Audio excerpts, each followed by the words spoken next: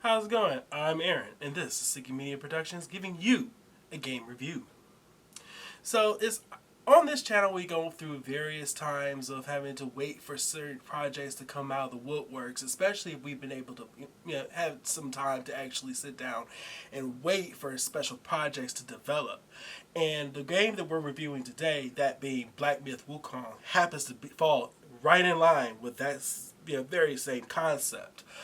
This is a game that's been in development since, I believe, 2018. And from this very first time that we actually got to actually see this game, come into existence, I was pretty much on board because it shouldn't come to any surprise. I'm a huge mythological fan, and anything that has to deal with mythology or gods and mysticism and all this stuff, I'm going to be down for it. And that is incredibly true to the concepts that has to deal with, Eastern mythologies. In this case, we're talking about China. And the whole premise behind Black Myth Wukong actually centers itself on probably one of the most famous Chinese mythological stories in general. That being Journey to the West, and its main character of the Monkey King, or Sun Wukong himself. For those of you who are not in the know, Journey to the West is an adventure story that centers itself around the mythological Chinese hero known as Sun Wukong on this journey with his band of friends and heroes and other specific deities, trying to find these particular scrolls that has to deal with enlightenment. And in this game, unfortunately, this is not necessarily dealing with that exact same story, because the Sun Wukong himself actually ends up getting killed at some point during the events earlier on in the game. And just from that alone, the main character that you're actually playing with is a reincarnation type character, or in this case known as the Destined One, an individual who is charged by the rest of his clan of monkey-like characters to search for these ancient relics of what they deem as the Great Sage, another aspect or name for Sun Wukong himself, to try and bring him back to life. And from there on this journey, you meet various different creatures and deities and demons that you have to fight in order to pursue and claim these great relics and bring the great king of monkeys, back to the realm of the living. Now, this is a very story-driven game, especially when you're dealing with these ancient story that is beloved by quite a few individuals. I mean, how could you not be when the story itself is actually pretty much integrated with a lot of different adaptations. I mean, this to name almost everything that this game that story basically has his hands into is an understatement. I mean, but in this particular game, I find it to be incredibly interesting because some of the characters, again, you have the Destined One, who is a pretty interesting character to meet, but unfortunately, because the mere fact is, this character doesn't talk, you have to deal with all the various other characters that surround him or that he interacts with.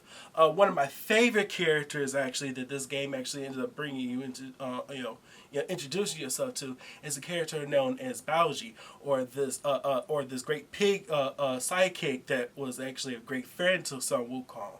And basically, on certain aspects or certain missions, you're actually able to interact with him, and you learn a little bit more about him. He's a little gruff. He's very stern. He definitely has a lot of bad mouth. But you actually get the sense that he's actually pretty warm-hearted. He actually has a softer side to him that steadily but surely you crack out. You get to peel away the surface and actually really get to understand where he's coming from. Especially when you understand that his main focus in this game is really just to get his friend back. From him, you have other characters like a Spider Guai or Yao Guai. That's basically the name for a lot of these mythological animal-like deity characters. Happens.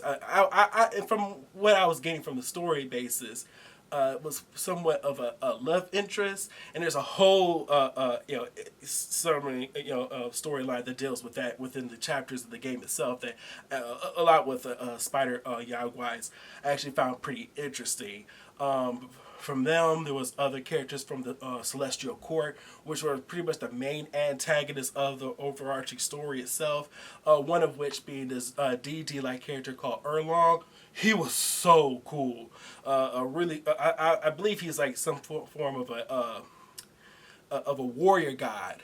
That was basically a rival towards Song Wukong, and the interactions you got from him from the very first part of the game and towards other aspects was really interesting to take down. Definitely one for the books as far as these great antagonists for games. But most of the journey itself is pretty much just an exploration of the world and trying to get to understand your connection towards the Great Monkey King himself. Now, as far as any particular drawbacks that I got from the story, though, is that I found myself in certain aspects. This is pretty much inside football for for those of you who probably don't understand that term.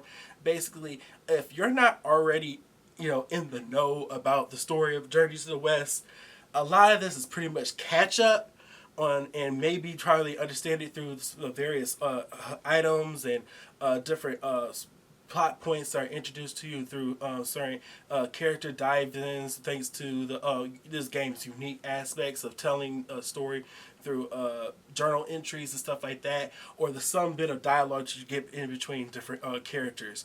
And of course, if you're lucky to actually explore a little further and come across more story by plot points if you advance through certain unique avenues.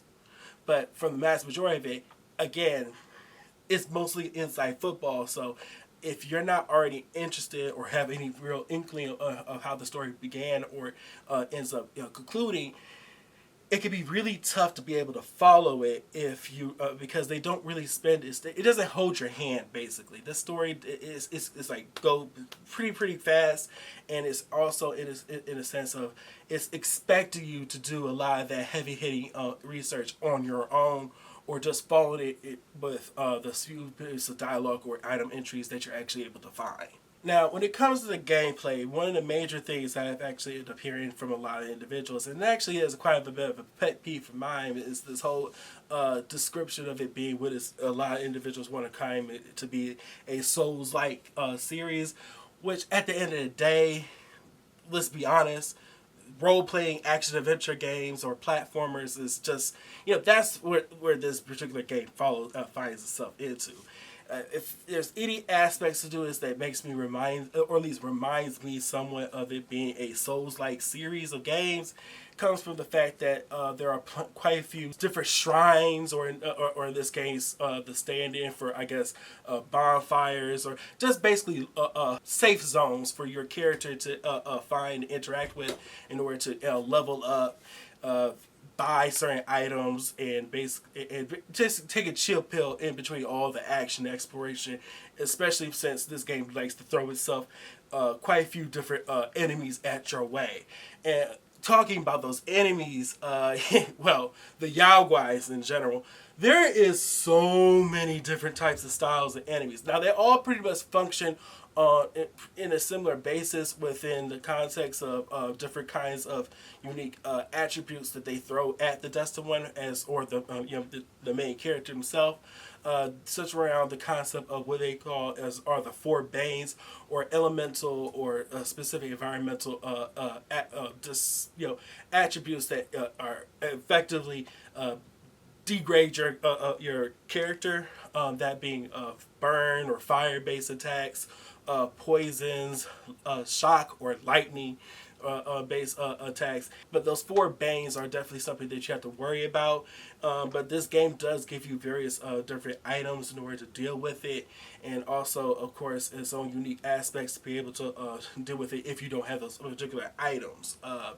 As far as any particular real base combat, most of the combat deals with the Destined One's ability to utilize pole-based weapons, a giant pole that he's able to shrink or expand at will. It centers itself within three basic stances of combat, that being thrust, pillar, and or smash, and you circle around those particular variations, and of course utilizing a skill tree that gives you also access to different kinds of combos or different kinds of skill tricks and whatnot, and be able to interact with and use against your enemies.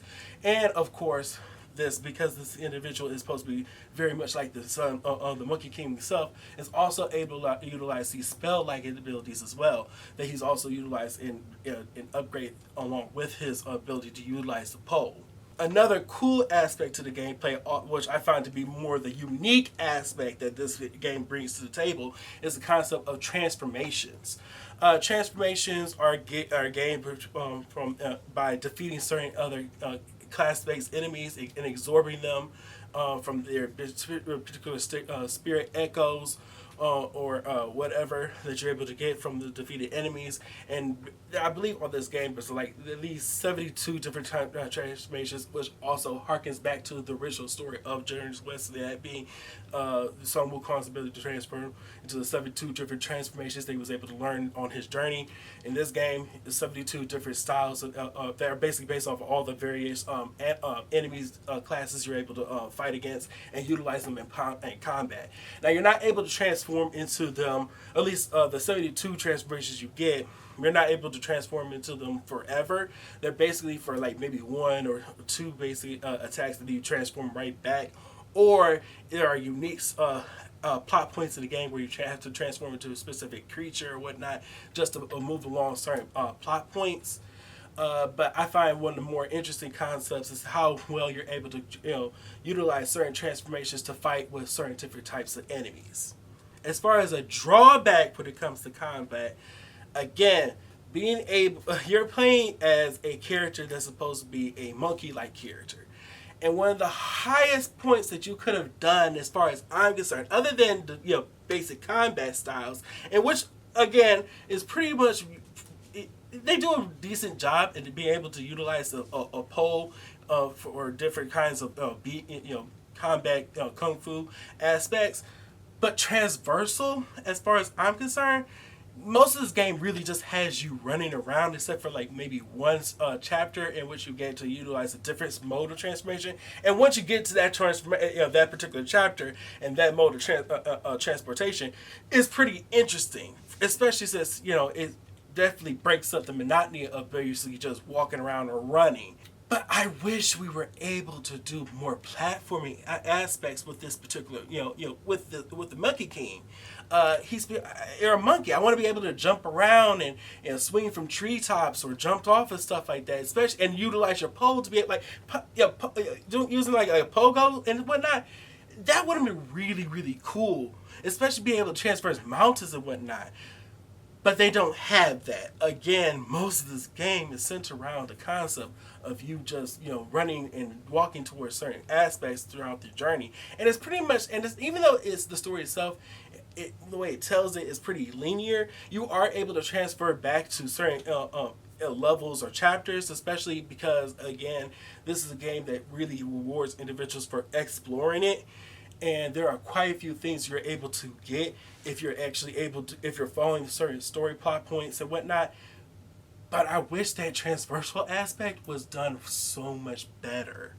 Also, side note, another thing that kind of griped me a little bit as far as the gameplay is concerned, and this was probably more, it irked my soul a little bit more so than the concept of the transversal, is that quite a few times throughout my experience, I found myself dealing with major glitches throughout this game.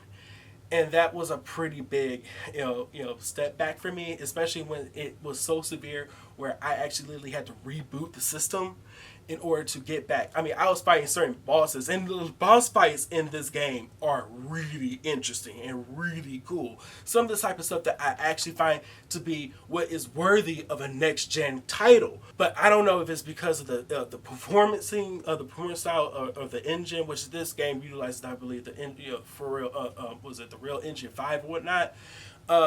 yeah, this sometimes again the glitches were so bad where it forced me to literally reboot the game and jump back in maybe like twice or three times in a playthrough, and that's something that I feel as though is a big no for any game, especially if you're actually able to download it back to your system. That's something I just don't find to be really interesting. This game, its presentation is just beautiful.